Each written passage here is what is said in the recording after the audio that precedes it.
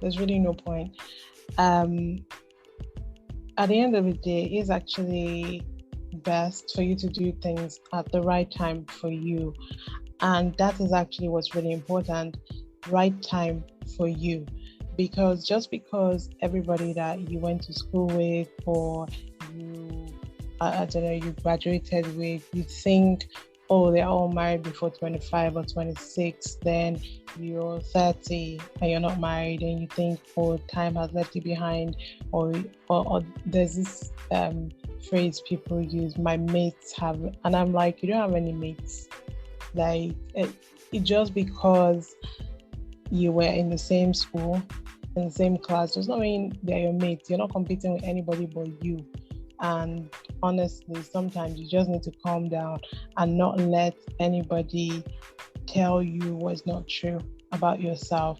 There have been people who have got married at 20, in their 20s, some in their 30s, some in their 40s, some I saw something on Instagram, I think it was a couple of days ago. The woman is 50. There was another one, it was last month, she got married at 47, I think, and she has a child. So rather, she and her husband, they now have a child. So this is like after people or even medical experts would have said, oh, this one, her time has passed. And this is just what I keep reiterating. Don't allow anybody panic, pressure, or prepare you into a situation that you're not equipped to handle.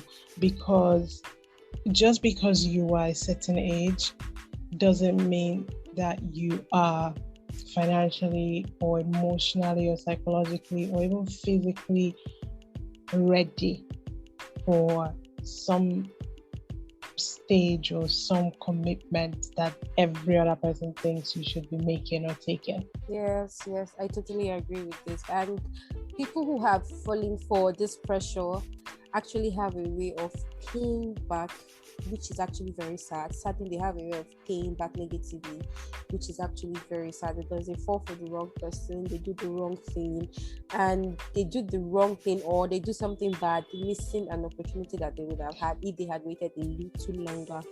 And in as much as this happens, most times they still go for that wrong thing, they pay the hard way, and they still have, those who are lucky enough will still have to like wait a bit to get it right.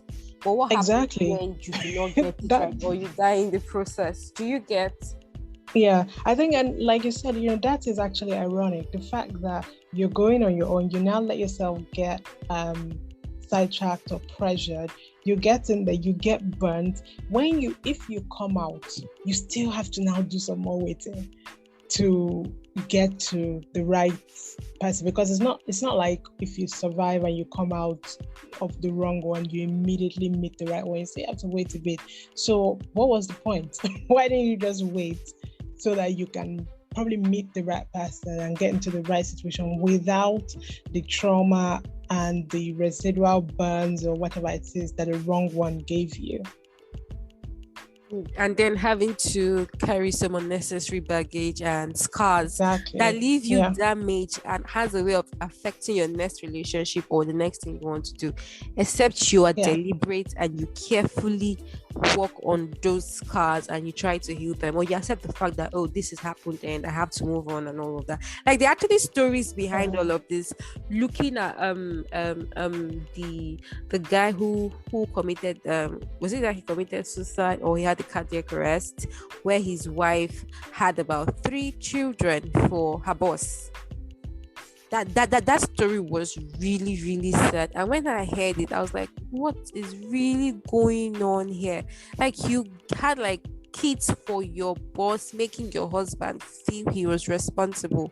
So if the guy, I don't want to blame anybody, but personally I feel like if he had waited a little longer, he would have met probably the second lady he was trying to work things out with and had a happy life. Because after that happened, he met someone, they were cool, but then think about it, he probably the pressure or the thought of having to start all over again, going to the house, we should do this, we should not do this, would have probably led to the cardiac arrest. Do you understand? So It's funny, and it's actually funny what men go through these days, that society has a way of bending them, like capture, or is it molding them to believe like you can't say this, you can't say that, you're a man, you have to man up, chested, and all of that. Personally, I feel if men can actually accept that, yes, I'm a human being and this is pain, I can't really absorb all of this, let me find an escape route, it's also going to help out. Like, probably he was not even bold